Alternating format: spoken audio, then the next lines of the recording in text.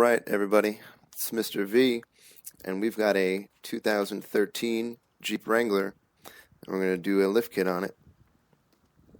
Now lift kit's going to raise the height of the vehicle. We've got some new coil springs, we've got some new shock absorbers, we've also got some new bump stops, sway bar links, and other miscellaneous parts. Now this lift kit comes with step-by-step directions to make everything easy and straightforward. So let's get to work. Now this is what our Jeep looks like beforehand. It's got some aftermarket wheels and lights. Not too bad. We're going to give it a little upgrade. I'm working at home, so I'm using a jack and some jack stands. Get it nice and secure so it doesn't fall on me. We're going to take the center caps of the wheels off and then take off the lug nuts and remove the wheels. Now that the wheels are off, we can see what we're working with. It's a solid axle, so it's pretty straightforward. We're going to remove and replace the shock absorber, remove and replace the coil spring, remove and replace the sway bar link, and we're going to take out the track bar bolt. There's also some brake lines and wires that have to be disconnected. We're going to start with the top of the shock absorber. There's not a lot of room, so I'm using 2 wrenches to loosen this.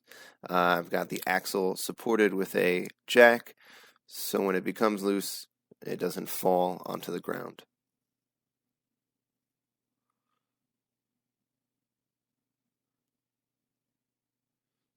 So now the top is loose. We're going to come in and remove the bolt from the bottom, and the shock is out. Next, we're going to loosen the sway bar links.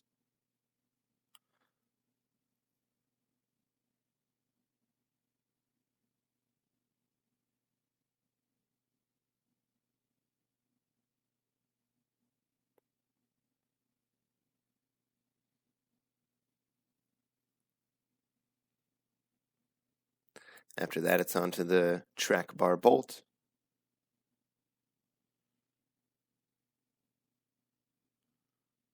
Alright, once that comes out,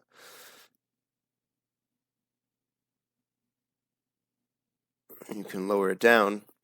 Make sure the brake lines and any wires or hoses don't get stretched or broken. Lower it down, and the coil spring will come right out. Since we're going to have some extra room in there, we're going to replace the old bump stop with a new longer one, and also put a pad at the bottom where it bounces. If you take a look at the old spring on the right and the new spring on the left, you'll notice they're about the same height, but the new spring has more coils, which gives it a different spring rate, and we'll talk about that in class. Grab that new spring along with the other new parts, put it all in the same way the old stuff came out, move to the other side, do the same thing, and in not too long, the front is all finished. Toss those wheels back on the front, and now you can move to the rear. It's going to be just about the same process. Once you get the rear jacked up and on safety stands, you can start to work. We're going to disconnect the track bar, the bottom bolt of the shock, the sway bar link,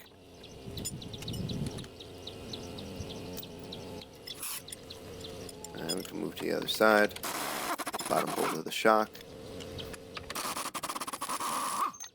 disconnect the track bar, and the sway bar link. Go ahead and grab another tool,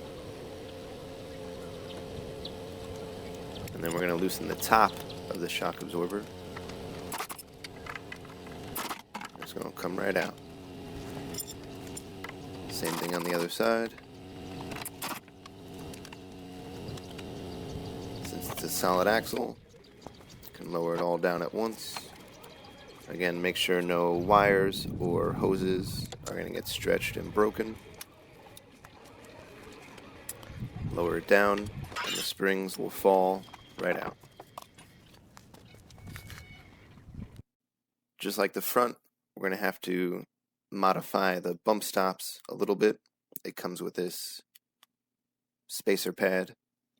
You just screw those right into those existing holes.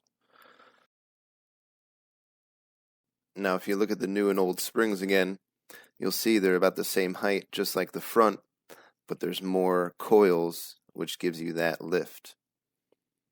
Put everything back together the way it came out, and you're pretty much done.